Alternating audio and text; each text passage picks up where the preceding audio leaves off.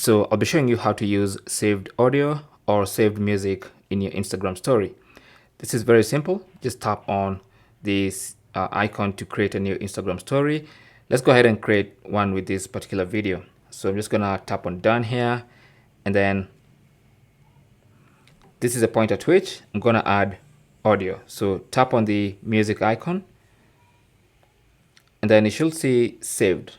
Okay, you can see all the music here, but at the top you can see saved, and if you tap on it, it's gonna open the list of saved music or saved audio, and you can pick the audio you want, add it to your Instagram story,